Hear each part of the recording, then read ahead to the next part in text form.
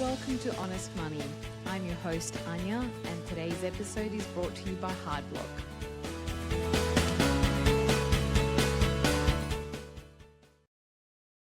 Joining me today is Bram Kanstein. Bram is a Bitcoin podcaster with a podcast called Bitcoin for Millennials.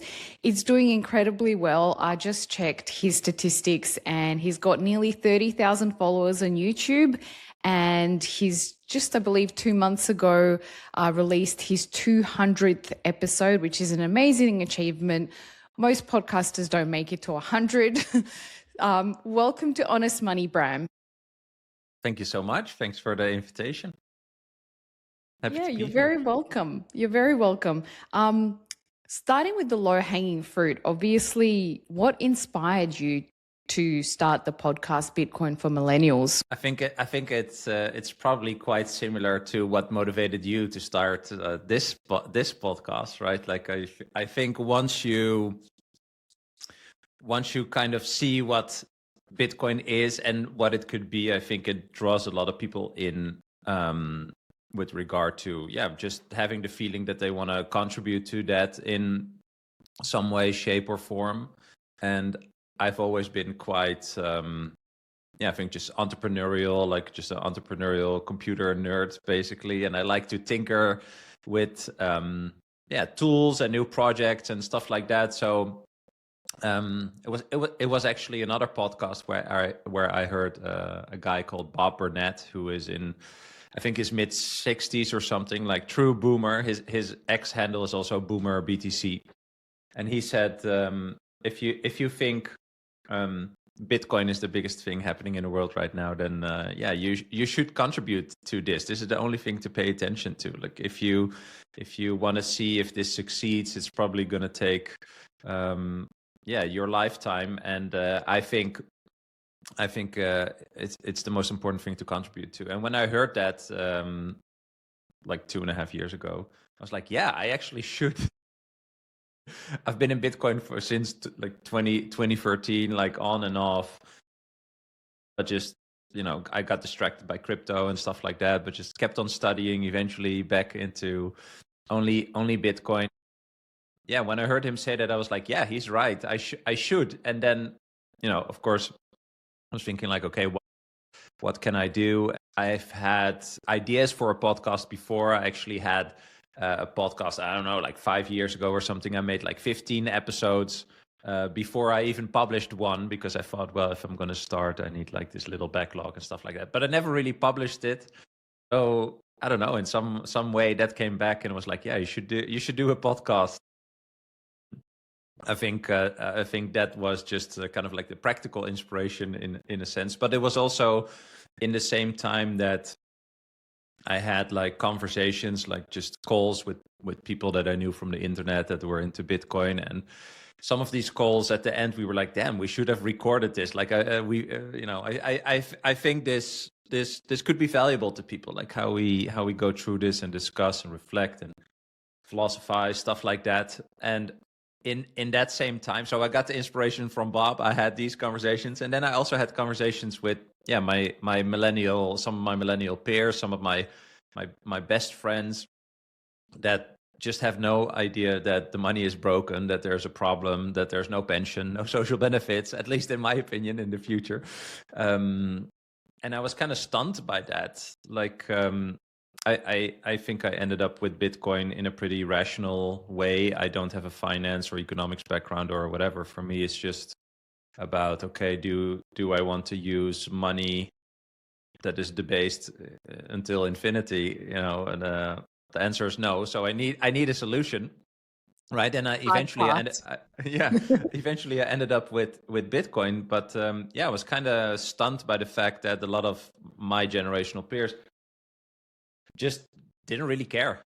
But they go to the same grocery store where the prices are only going up. They have the same health insurance of which the price is only going up. Like, it's not like they are living in a different reality or I'm living in a different reality. So it was kind of like these things combined where I was just like, okay, maybe I should do something that I never really did before and just go for that. And, could have been a book or whatever, but, it ended up being a podcast, and eventually, I like talking, so I think it's a good outlet for me to talk about something I find interesting, and that's kind of how the podcast came about. Yeah. So was the other podcast, the one that you did 15 episodes with, was that also about Bitcoin? No, it was like more like startup entrepreneurship Nice. related. It was fun. I had fun conversations, but I never really put anything out. And I think it's also because I don't know. I'm kind of perfectionist, or at least I think I was more before. So when I started this podcast, I was like, okay, I do know I need a little backlog, and I had like all these ideas and stuff like that. And then I heard Mr. Beast, the famous YouTuber. He said, whatever you do, like online, just make 100 editions of it, 100 episodes, 100 items. And that really motivated me to kind of like put all these big ideas I had to the side and just be like, okay, I'm going to make 100 episodes. Because his point was, well, after 100 episodes, if you enjoy doing it, right? If you become better at using the tools and whatnot, and YouTube and Spotify and stuff like that. But also if people even want to listen to it, right? And I think that's mainly the most interesting part. Like, I don't know how that was on your journey, but like on my journey, there have been a lot of people whose content I consumed, right? Who helped me in my journey of understanding money and Bitcoin and macro stuff. And now I feel like I'm talking about that in my way, but I'm also seeing that it reaches people, different people again, right? So it's very interesting that kind of like every cycle or every few years, there's this new group of people that are like, well, hey, I want to contribute to this thing in my own way, just like you are doing now. And you talk probably about Bitcoin in a different way than me. And that's amazing because you will reach other people than the people that I reach, right? And I think that is just really fun and rewarding, and it's just fun to experience that you can help people on this journey that is quite difficult, I would say. Yeah. Yeah. Well, this is a great lead into my next question. So, is your audience mainly millennials? Because I'll tell you why I'm asking, because I started my Bitcoin podcast because I wanted to help draw like the early mainstream in, particularly women. But what I'm finding is 90% of my audience is men. So yeah, it's funny. I think this is a fun topic. Probably like 54% or something are in the millennial bracket, but there's a lot of boomers that listen, which is logical because they have millennial children. So they reply a lot actually, and they say like, "Hey, I'm 71. I'm full on into Bitcoin." Like they always add their age in the comments. I love it. And they say like, well, I send this podcast to my millennial children, and I really think they should listen to it, and this and that. So it's kind of like a byproduct. I never really realized that, but there's a lot of boomers that actually listen, and I think that is actually very interesting, right? Because the boomer generation, especially in the West, I think they just had it, well, no, not easy life, but in regard of having assets and opportunities and stuff like that, they were just there at the right time. And I think millennials are kind of there at the wrong time, with in the context of what they got. But I think millennials are in the right time in the context of Bitcoin. So it's like millennials and boomers and like some Gen Z, but I think that's the main group. And yeah, why there aren't that many women? I honestly don't really know. I think this problem of monetary debasement hits everyone, right? Whatever you like to do or buy or pursue, or like it's all that's all irrelevant. So I would also think that that women would also be attracted to this topic, but I haven't really found an answer as to why not. But I do think like you had this meme like a year ago, right, where they asked men like, how often do you think about the Roman Empire? Do you know that meme? no, I don't, but I love a good meme. Like there's these there was these videos of women that asked their husbands or their partners like, hey, how often do you think about the Roman Empire? And like all these guys light up and they're like, do you have a minute? Did you know this and this and that and that? And the money is being debased and it's all fucked. And all these women are like, whoa, dude, like what are you talking about? So I don't know. I just think it's interesting that I don't know why that is. Maybe I don't know. I really don't have an answer to it actually. Yeah, I have a maybe it's just the theory. men. I do think the men are also in a way. I think all men want to protect their wife or their women if they have daughters and stuff like that. So they are constantly thinking about that, also in a subconscious way, I think, and that could be micro, right, your house or where you live or whatever, but I think macro is also very, very important, and maybe even more, because there are forces that you, I think, by definition cannot control, right? Maybe it's just that it's just looking for the danger to my family, and how can I mitigate that which I by definition cannot control, right? And I think Bitcoin is a great solution to a lot of that stuff. Yeah, But what do you think? Yeah, no, I completely agree with you. I think men are the ones to probably take initiative more to kind of explore uncharted territory, so to speak. But I think if women understood that Bitcoin is money, they would definitely take an interest in it, because money is, again, Yeah. so everyone uses it. So yeah, and it was so lovely to hear and see on Twitter that a lot of people that I follow are kind of like making 2026 about Bitcoin is money. I think Efrat said something like that. The Bitcoin Wade said something like that. I said it last year on Bob Murphy's podcast. So yeah, it's like I feel like everyone's heading in 2026 into with the mind frame of like Bitcoin is money. Like, let's just call it what it is. Quick one for the Aussies listening. Hardblock is offering a $10 sign up discount right now. And if you're with another exchange, ask yourself this: are they Australia's longest running Bitcoin only exchange? Because if not, maybe it's time to switch. Head to hardblock.com.au/join/honest money and start stacking sats today. Well, I think that's interesting. I think it's true, and it's a good angle, and it's also why it's so confusing, right? So on the one side, I think people think Bitcoin is an investment, something you get rich with when the price goes up, right? I think about the price as an exchange rate. It is a money. You exchange one money for a better money, right? And once you start seeing it like that, okay, then you end up with, well, what is money? And that's another podcast. But then what is honest money, right?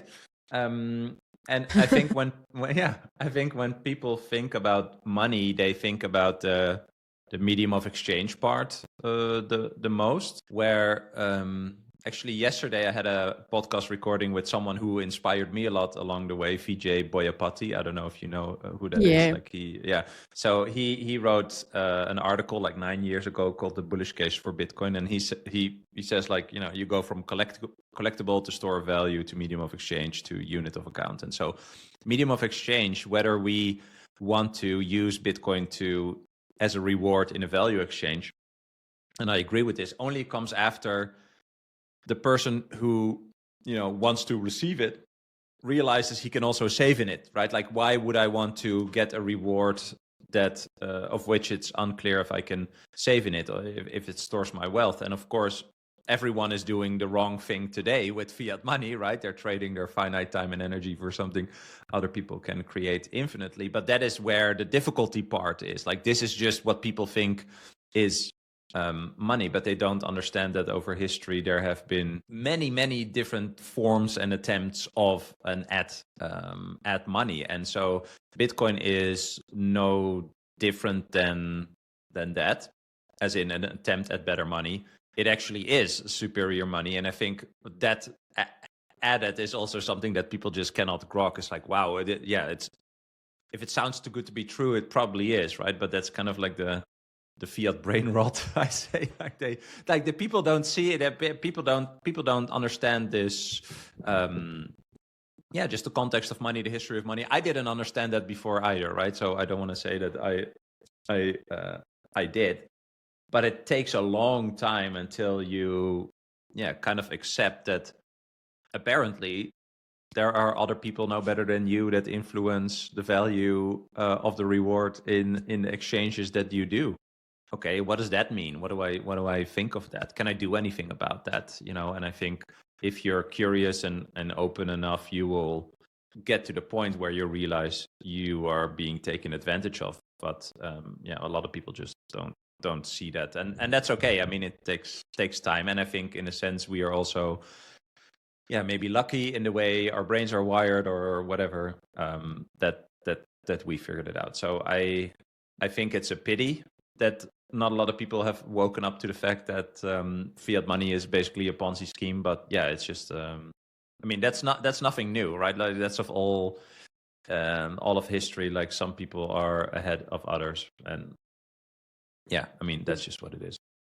Yeah, okay. I'll go back to one of the questions that I've got here, because we've mentioned boomers, we've mentioned, obviously, the name of your podcast is Bitcoin for Millennials. You know that meme that's been shared around? I really want to know what you think of it. So I've got it written down here so don't mess it up.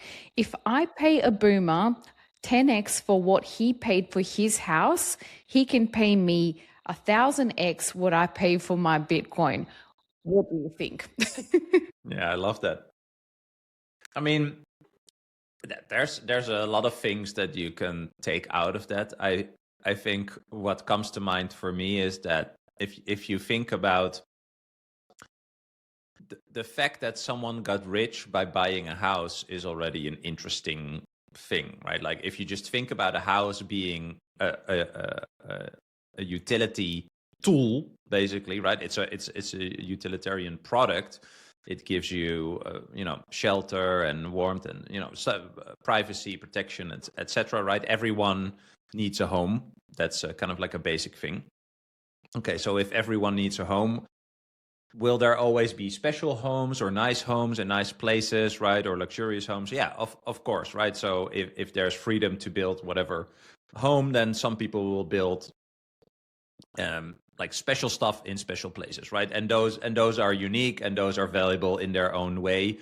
By the way, probably to a very small group of people, right? So if you have a $10 million home, there's not a lot of people that can actually buy it, let alone, like what you did to the home, right? So they have a bigger consideration than just the buying price if they want to make it their own thing. But in general, a home is something that is a utility.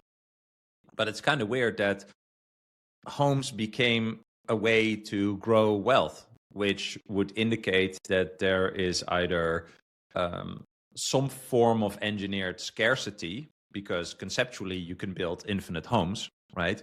In whatever level of quality, or how do you say, like efficiency. So that's kind of weird. Like, how did homes become a way to grow your wealth? And I think the conclusion, or my conclusion to that is that the financialization of homes is basically a consequence of the creation of mortgages, which is just another form of debt, right? So banks back in the day, when banks started, it was about credit, but credit for entrepreneurs, right? If you say, okay, I have a plan to build XYZ, which is going to have ABC value in the future, I need some money now in order to get there, and then because it's valuable, I'm going to make money, and then I'm going to pay this loan back with some interest. But yeah, you can put that model on insurance, right? Insurance is just an upside down loan, basically. But then someone realized, well, what else can we create with credit? What kind of products can we create with credit? Well, everyone needs a home, so why not make home credit, right? And it's interesting because there you can already see that, like, once you start introducing that, like, the whole incentive structure is kind of eventually messed up, having us now be in a place, especially in your country, where homes that, in your mind 20 years ago would probably be 300,000 Aussie dollars are now 2 or 3 million Aussie dollars, right? So the numbers don't even compute with the the home you would be looking at, if that makes sense. So Yeah. it is really weird that homes became functionally a way to grow wealth until this point, right? I don't think it's really possible anymore. So there's a stretch, that there's like an end to it. But because it worked for the boomers and also Gen X to a big degree, right? That is the story that they tell the millennials and Gen Z, etc. But the millennials and Gen Z are walking into the fact that they cannot really buy a home, not only because of the cost, but also because there are like not enough homes. Like in my country, I think they need like 300,000 homes or something like that. So that's just one angle to unpack what you said, because if homes are by definition not scarce because you could create more of them, in reality they are scarce because of who knows, right? And then just practically, and then to get them, it's even more hard because not a lot of people can now actually pay for the amount of interest that they ask for mortgages. And that is because the whole fiat money debasement game just went on too long, and that's why we're here.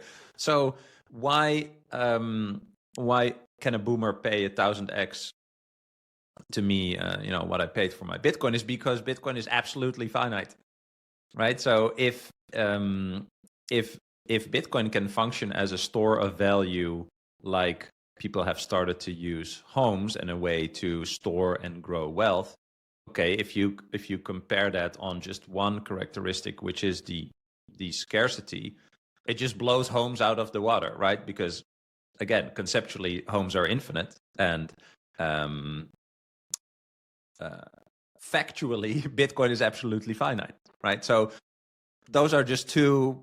They aren't even comparable to each other. Plus, you can use Bitcoin as money. You can send Bitcoin to anywhere in the world, right? If I want to sell my Bitcoin right now, I can sell it to someone that I've never seen, wherever they are in the world. If I want to sell my Malibu beachfront home, yeah, there's maybe like 10 or well, let's say 1,000 people that could actually A, afford it, and B, would want it, right? So it's just these things that over time, I think I just started seeing, like if you put all the characteristics of these different assets next to each other, then Bitcoin is the most obvious thing to own, but not a lot of people know it. And I think that's where this meme comes from. It's like, okay, it's you got 100x on your house. I'm going to have 1,000x on Bitcoin. And that's okay. That's what I said also in the beginning. I think every generation has their own opportunity. So the boomers had the homes, Gen X had like the index funds, S&P 500, stuff like that.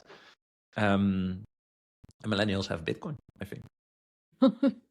I actually know more boomers in Australia who've got Bitcoin than millennials, I think. Well, for it's yeah, that's interesting, right? I would applaud those people because they got wealth in this system by just being there at the right time. Well, of course, people worked and stuff like that, but just being at a place at the right time gives you a certain opportunity. And I think the boomers are probably the main signal, right? Because they are in retirement or close to retirement, right? Their problem is the same as we have, right? Just rising costs.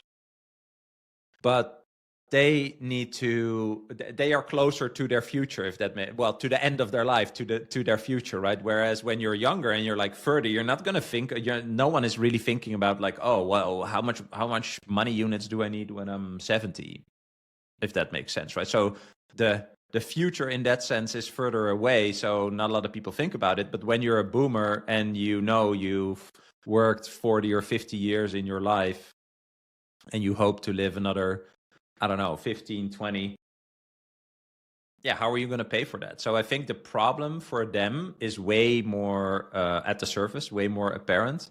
So their urge to store whatever they have in something that others cannot create more of, I think is it's just more apparent to them. Yeah. I was in my late 20s, early 30s. I was in property and I had 2 small apartments because that's all I could kind of afford at the time. And I decided that property wasn't for me. It came with too many things. It also made me a little bit immobile, and I quite like being free and not having to anchor myself in one location, because I was in that phase of my life where I just still wanted to kind of follow my career and follow my dreams and whatnot.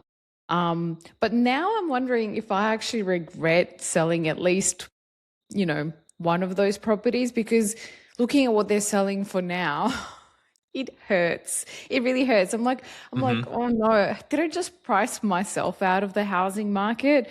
But yeah, I guess. I think that's I think an interesting thing to maybe zoom in on. Like, I would say no. It's just because you only can do that in hindsight. But at the time, I think all the things you mentioned, they are important they were important to you, right? And I think that tension between you realizing that there are certain liabilities or characteristics that come with real estate and whether or not they align with how you want to live, I think is a great thing to question, right? Or to reflect on. And if in that moment you would have been, let's say, distracted by, oh no, real estate is going up and I'm going to be rich and I'm going to, it's going to suck when I sell this, and whatever, like you should just follow what you think is important for you, and only in hindsight you can see if that is the case. And now I think if you only look at money, yeah, maybe now you then missed out on some stuff. But if you're into Bitcoin, wait 5 or 10 years and your whole feeling will be different. So I think it's really more about the conscious decision making, if that makes sense. And I think that is something that Bitcoin eventually also gives you. I think that is actually what is distorted with fiat money, right? This whole high time preference, focus on the short term, etc. Where I think Bitcoin gives you a way more optimistic outlook toward the future. So this is why I think Bitcoin is also so interesting to me. Like, what does it mean when you pick one asset over the other, or one money over the other? Like, what is the impact of that, right? Because, for example, people that choose fiat money, I don't think there are many people that consciously choose to use fiat money. No. Right? So everyone is basically forced to use fiat money unknowingly, right? So unknowingly, it also influences a lot of their incentives and motivations, wants, needs, whatever, because they just operate in this paradigm or matrix, whatever you want to call it, right? This constructed reality in which fiat money is the money. But fiat money is probably the shortest lived money of all the money that ever existed, right? In the human history, for it's just like 55 years or something now. So I think that is just a big contrast against consciously becoming aware of the fact that other people control the money, that they basically steal your time and energy, that you have a problem, no one is coming to save you, you need to find a solution, right? Like all these things, accepting that is the case, and starting to figure out, okay, what should I do? And then getting to Bitcoin. Now you are into Bitcoin, and now all the other people that you know are like, you're insane. When are you going to sell it? What are you going to sell it for, right? So it's just hard when you become more conscious. When you start making more conscious decisions, you also realize that there apparently are a lot of other people that don't, right? So I just think there's just a really interesting tension there where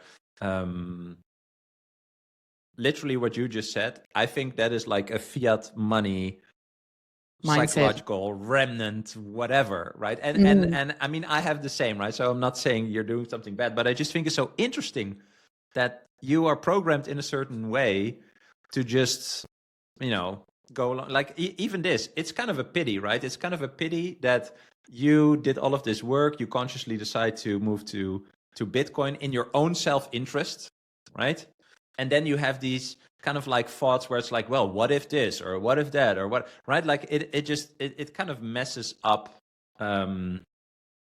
I think the alignment that you got to by doing the work, right? And it's just like an ego thing. So it's like, I don't know, I just think it's interesting that again, the money you're forced to use actually influences way more than just, it being a practical tool or whatever. And so even this, I mean, you have a Bitcoin podcast, you are into Bitcoin, and then it's like, well, maybe I should have known. Fuck that. Like, no, you're doing the other thing. Does that make sense? Like, I just, Yeah, that absolutely. tension is just it's so messed up. Like it goes so deep. Yeah, again, I just think it's interesting. Yeah, It's it messed really up and interesting at the same time. messed up and interesting. Yes. Yeah. I definitely have moments where actually I think they happen less and less frequently. They're like the opposite of a contractions. It's basically I have moments where I'm like, what if I'm wrong? What if I got something about Bitcoin wrong? And then I have to like kind of reset my brain. It's like, okay, how does fiat work? How does Bitcoin work? Oh no, I'm good, I'm good. Yeah, no, but listen, I love this. This is why hodling is hard. This is why hodling is hard. It is a challenge. It is a daily challenge answering the question, can I still trust myself? So what would you go back to? So you have all this Trusting somebody else? Okay, well, good luck. Have fun staying poor, right? Like, no, but I mean, like, that is why the meme is have fun staying poor. Like, do these other people care more about your individual prosperity than you? No, it's nonsense. These people have the same ego issues, the same life challenges, desires, wants, needs, all trauma, all these things that you and I also have. So why would you outsource probably the most critical one of the most critical parts of your life, which is how do I protect my time and energy, which is absolutely finite. I can die tomorrow. I don't know. I know it's absolutely finite, but I don't know how much I have. So if I spend it today and someone, trying to create value and someone else gives me a reward for that, but over time, I can buy less and less with it. I basically gave away my finite time and energy so someone else could benefit from that. Like, fuck that, right? No, but like, is it that? That is the blue pill. Are you okay with that? If you're okay with that, whatever. If you're not okay with that, you also instantly take on all the stuff that comes with that. Does and that cry make sense? a little bit, like, yeah. No, but like yeah, oh my God, I have responsibility I have agency over my life. I have responsibility over, no shit. But that's what Australia's going to love you. Need a way to sign, verify and secure your Bitcoin? Australia's one-stop shop for Bitcoiners has you covered. From signing devices, nodes and backup solutions to bitaxes, decor and apparel. Visit shopbitcoin.com.au. Okay. No, but it's so funny because but this is the essence of life, in my opinion. It is either you walk through it like in an NPC way, like, oh yeah, no, of course, it's going to be great. No, other people obviously have my best interest because, I don't know, the TV said so. Or I'm going to take my own responsibility, and then it becomes more and more scary because you realize that there's a lot of things that you've outsourced in your life, and you don't know why.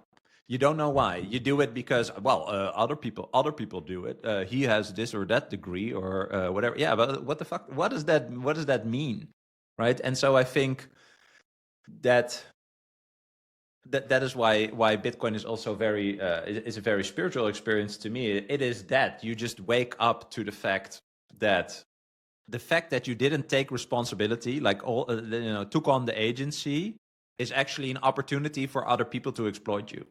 Yeah. And that always happens, right? Like that is of all ages. But when you decide to not do that, that's when you realize, how unaware you were before. And like you said, oh my God, like so much responsibility, right? I have a friend who sold his company, and he has a lot of money, and he once asked me, well, if I have $1 million in Bitcoin and I have that in self-storage, I'm fully responsible. I'm like, yeah, dude, like, yeah. He's like, oh, that's very scary. I said, do you know what's scary? When like your other millions are in the bank and they're contractually, legally not your property. Oh, yeah. Oh, I never really thought about it like that. I'm like, yeah, dude, that like, but you know what I mean? Like that is it. So people think that because there's all these abstractions of like legal or government or whatever, like they are safe. But the whole point is that it's all abstracted. Like even a home, right? Like even a title deed is a stamp approved by some other third party, and it is not your property. So all the way down the road, at the end of the road, anything else can be taken from you. Yeah. That you could use as a store of value, as a way to store your wealth, except Bitcoin. But I think accepting that, one, is hard, and two, if you then are into Bitcoin, yeah, you're the responsible person. But that is the trade-off that you're making. And yeah, I just think that brings that conscious decision making, right? Like accepting that there's other people that apparently are taking advantage of you because you are not aware of what you're doing, right? You're not an actor, you're a subject in this system. Okay, that is messed up. Okay. Step 2. I'm really going to integrate that. I was never awake, right? Other people took advantage of me. Okay, messed up. What am I going to do now? Okay, all these, I have all these options. And when you end up with Bitcoin, no matter how much Bitcoin you have, I always say, the fact you make that conscious decision to do that, I think is the liberating part. Because when you then look back, you're going to see all the things where you didn't pay attention. So I think there's already a really big reward in actually taking that ownership and taking on that agency, because it also, I think, reveals to you all these other things that you weren't really paying attention to. And eventually, I think that could only be a good thing. Yeah, I can really relate to that because I've always been like into self-help stuff. And I remember years and years ago, I can't remember whether it was a book or a talk that I went to, but someone was making an analogy between, in the game of life, do you want to be the person that is spectating a sport, or do you want to be the person on the court playing the sport? And I definitely have to admit, I have been an NPC in my past life. Do you think Bitcoin is almost like a fast track into, I guess, this ultimate self-responsibility and, kind of lifting yourself out of that NPC behavior that I guess everyone can be prone to? Yeah, I think that is in essence why you need to take a red pill before you have an orange pill, right? I think it's really like the movie. I think the whole Matrix movie is about this, what you just said, right? It is about, there is a certain constructed reality. It's not like there are people on computers that construct the reality. That's not. See, I think this is also really interesting already. Like, how do you receive what we are talking about? How does someone receive that, right? The point is, I think, if you put it into the essence of it, if your base starting point is no one else is better than you, period. We all deserve to be here, right? We were all born. We all deserve to be here. Everyone is equal in that sense.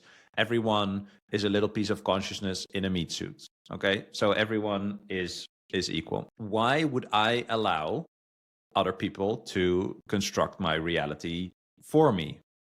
In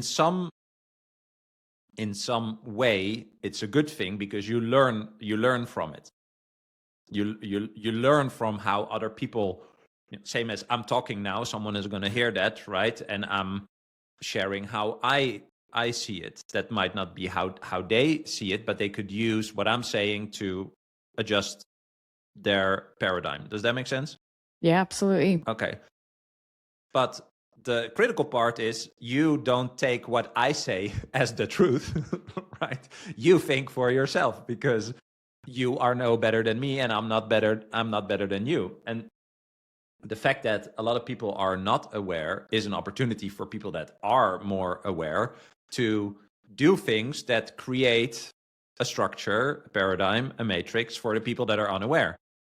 And then all these people are like, oh, well, this is chill. All these things are happening for me, and all. But that is the. I really want to try to like boil it down. Like, if you just accept what other people say as a truth without reflecting on it, then you are adopting their paradigm. And if their idea of their paradigm is influencing your paradigm, right?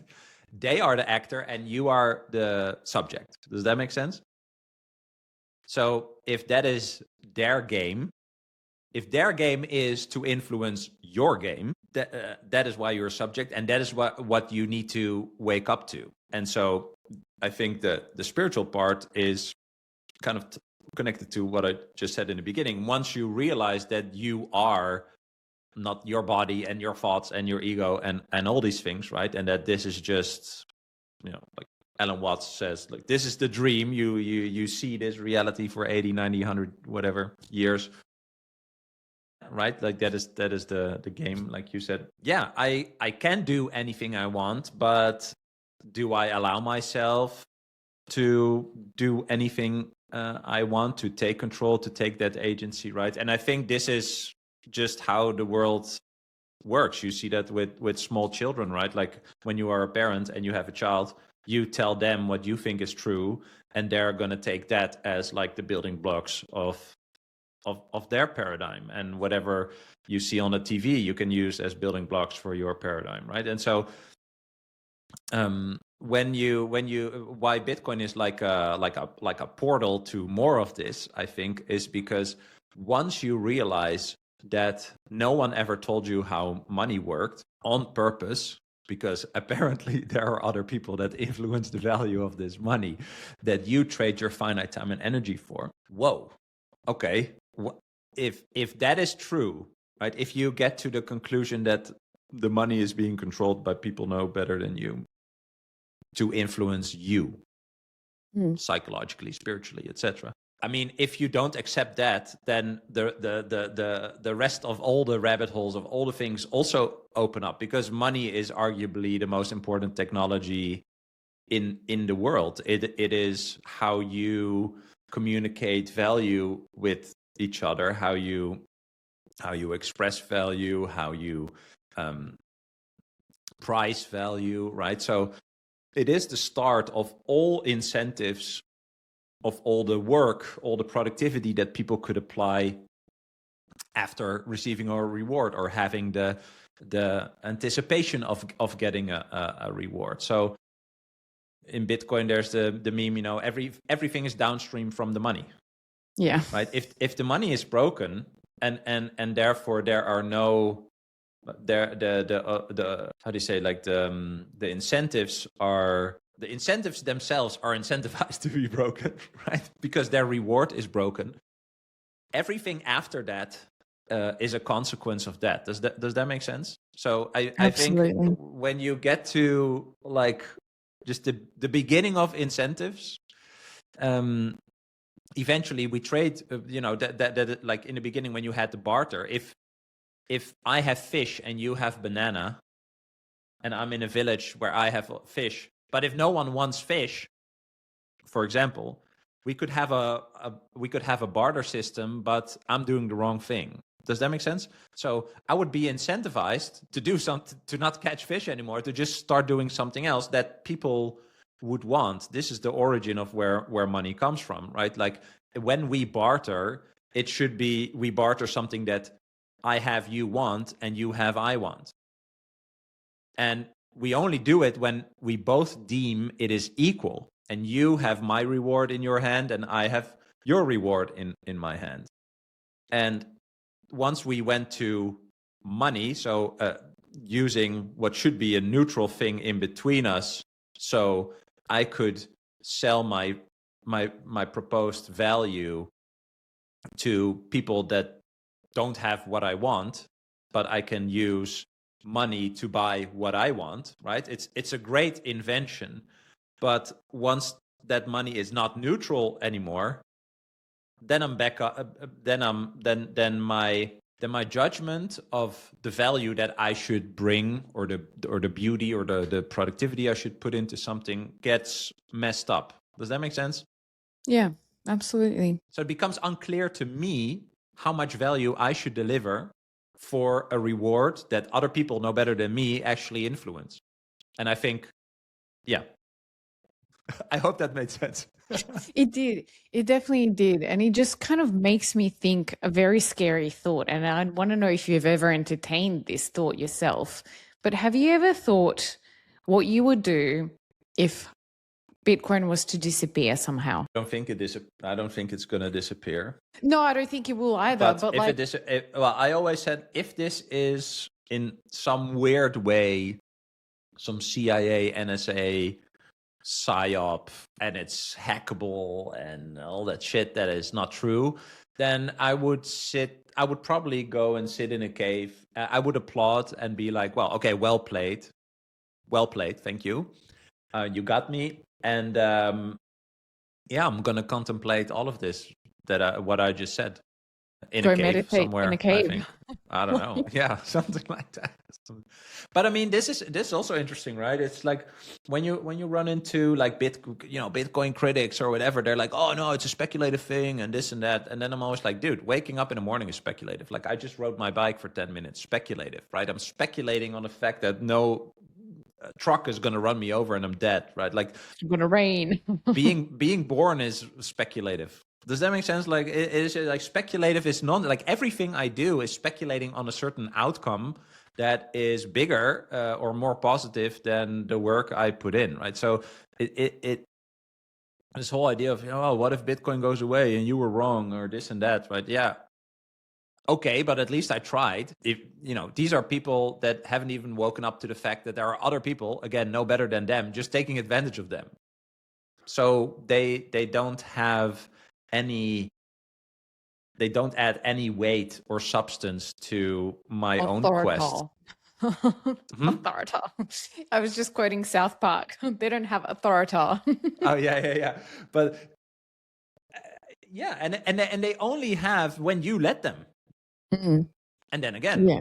Why? What does this other person know that I don't know? Random Harry 123 on Twitter that says you're a fucking idiot and Bitcoin is a scam.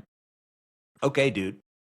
Yeah. What Actually, that's a great thread to catch on to.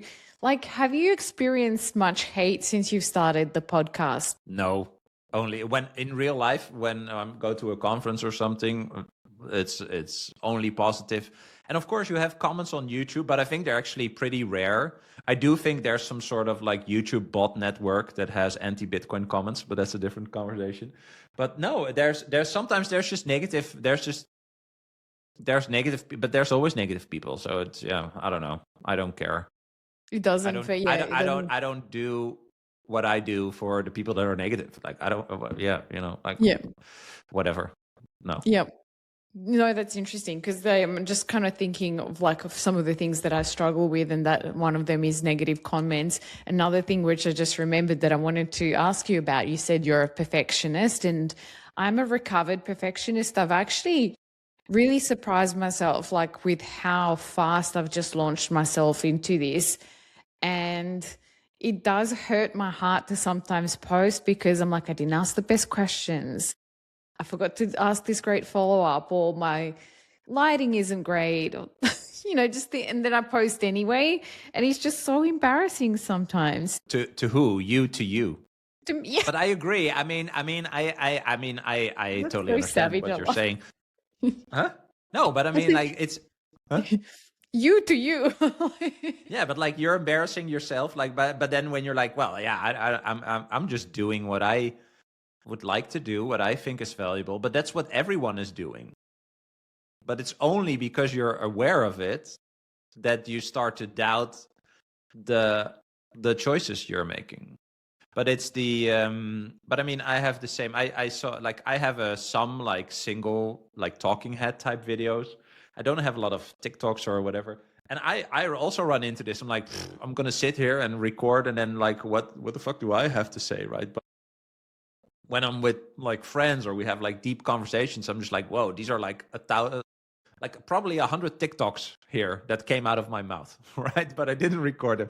So I don't know. I think everyone has their own challenges with that, but I have experienced that just continuing to do it actually helps. Yeah. And Feel the fear and do it anyway. That's kind of what I tell myself all the time. Feel the fear and do it anyway. yeah, I mean, do you know David Foster Wallace? Sounds No, familiar. Yeah, he's amazing. Wait, I'm gonna look write this down. I'm gonna look up the quote. He says, you become way less concerned with what other people think of you when you realize how seldom they do. Yeah. That's so fire. I love that. But it's true. It's true. Yeah. And it's only, you know what's so funny? I think this is how the universe works. You only doubt yourself, or you only think there's going to be whatever comments because you decided to do something. So, this is the same thing as what we talked about when you decide, oh, the money is fucked. I need to figure out what I can do. And you end up with Bitcoin. All the doubt, all the whatever comes after that is only a result of your choice. So there isn't really. It's all from inside, if that makes sense. Like it's your what you feel as a perfectionist, or like, oh, should I do this or did I do it? It only comes from the fact that you thought you would want to do a podcast. Okay, so now what? You stop the podcast? No, you know what I mean? It's so funny. It took me a really long time. To understand that this is how it works, at least for me. You are in a situation because of everything you decided before. Yeah. So, okay. My goal, it's interesting you said 100 episodes, because that's my goal. Like there's so many moments where I don't think about quitting, but I'm like, I'm just going to hit 100 and then decide what to do. So helped me a lot. Yeah. Yeah. But one of the wrap-up questions I wanted to ask you, because obviously there's still a lot of people that are interested in contributing to the Bitcoin space in their own way, and I think for a lot of people, podcasting is like on top of their list or top of their mind. Do you think Bitcoin podcasts are like an oversaturated market? No. Every podcaster says that. No, because I talk about Bitcoin in a different way than you talk about it. So that's the main argument, I think. It's funny. Like when I think about where is everyone at? You have like vertical pillars and there's like horizontal pillars. It's like a grid, right? And I'm somewhere on this grid and you are somewhere on this grid. Like not necessarily high or low, whatever. Like you are somewhere, right? And you came there by all the stuff you did before, and I came where I'm at. But there's basically an infinite amount of layers above and below and left and right. Okay.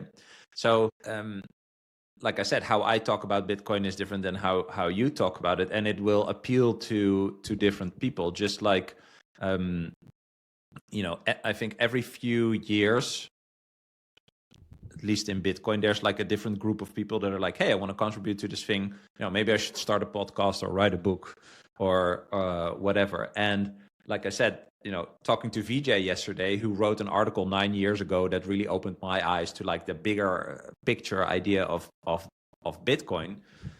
He inspired me to do my thing, and maybe I partially inspired you to do your thing. Like this is the chain, right?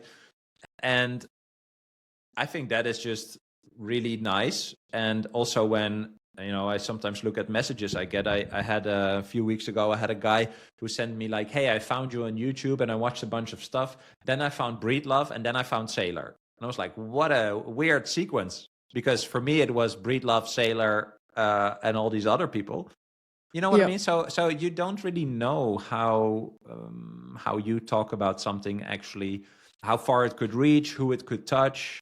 And also how it resonates with them. You have your own way of reflecting on it and talking about it, and I think that's amazing and super cool. And I hope you reach way more people that I cannot reach. And this is also cool about Bitcoin, don't you think? Like, we are contributing to the same thing. Like, if you reach 10 million people, that's good for me too. I love it. I love it. And like I've only had support from other podcasters as well, which is like, I feel like that doesn't really happen as much in any other industry because a lot of us care about adoption more than we do kind of competition.